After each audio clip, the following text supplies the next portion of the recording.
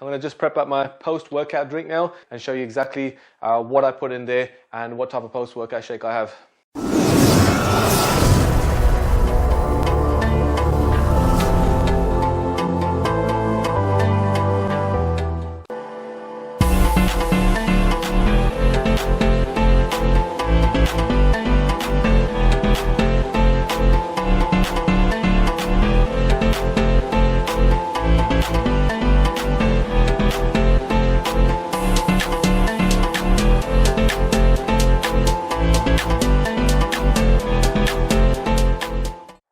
So finished out the workout, I'm going to just prep up my post-workout drink now. I prefer to go with the shake rather than going for a meal at this very moment. It's quick digesting, and especially for bulking phase, trying to gain weight, as that's typically most of you guys' goals if you're feeling that ectomorph body and you need to put that weight on. I recommend that liquid calories after workout, especially after workouts. You'll find the absorption is much faster of whatever you take in, so that's why liquid calories, and I'll find that even within the first space of the hour, I'll still want to eat another meal as well. So it lets you sort of bulk up those calories, quick digestion, and then force more calories into your day. So my post-workout shake typically is going to be the chocolate whey protein. So I'm going with my BSN chocolate whey. Normally I'll go vanilla, so I'm going to go with the chocolate one today.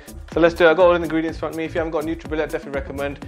It's an amazing little piece of machine. Does wonders when you're making your shakes. Literally bends it nice and smooth, so it doesn't leave all those little gritty bits in there. So definitely, if you ain't got none of these kind of NutriBullets, definitely recommend getting one of those.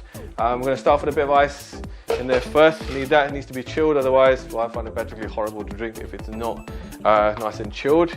But it is quite a nice tasty one when you're having things like BSN. So it's got to be cold. So I'm going to start off with the milk first.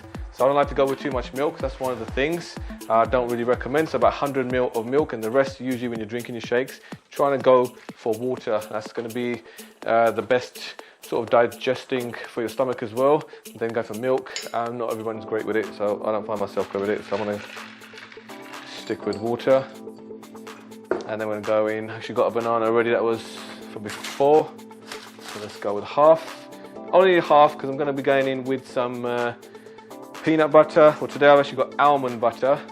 So as long as you're going for something 100% peanut butter or almond butter, that's what you want. So getting rid of too much of those oils and fatty substances, keeping it natural and reducing the sugar as well.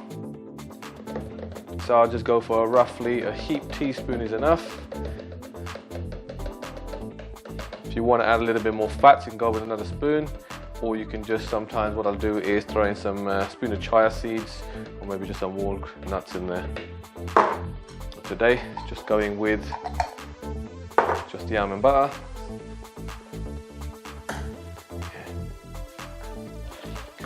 This one makes it great tasting, gives it a nice little bit more chocolatey taste to it, and generally very good with antioxidants. So I'm just going to hit some organic cocoa powder, and just going with very little bit. It's very strong stuff. So I'm just going to go in with just literally almost a pinch worth. And then I'm going to go in with some oats. So this is where you can calculate the amount of carbohydrate content you want per your shake. But generally I go with 2 tablespoons of oats. Normally because I just find start going more, it starts to thicken up the shape, then it does kind of get a little bit gritty in the mouth, and I don't like that. So I still want to taste great, I still want to go down pretty easily, feel good in the stomach, so I don't want to overdo it with the oats here. And especially, I'm not one for raw oats, so what I tend to do is I put a whole organic oats and cook these for at least 10 minutes on low heat using raw organic coconut oil. So I like them nice and so I like them cooked basically, so it just doesn't aggravate my stomach.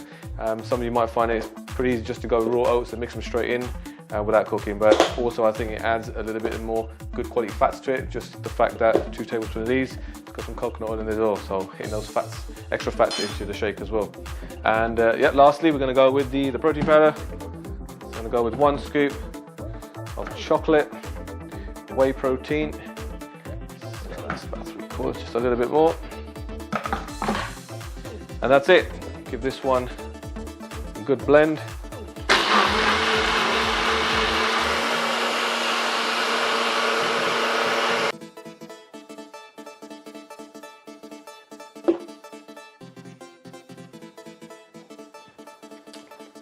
So that's basically it. That's the shake. That's what I do. I don't drink it down too fast either, otherwise it attacks your stomach pretty quick.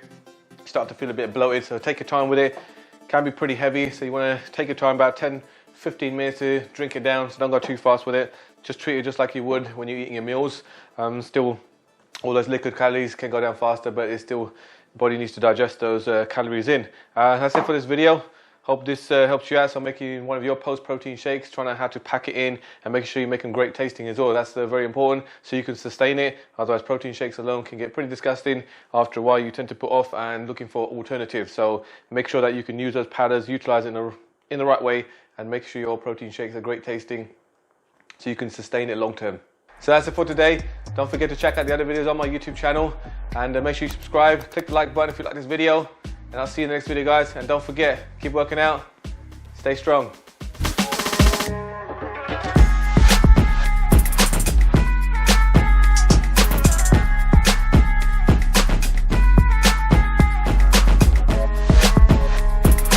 As I said, hungry already. Hasn't been 45 minutes. Quick shower, I've come down and just felt hungry straight away. A shake, absorption, very fast. And just needed to prep up this burger. Here I go. Happy gains.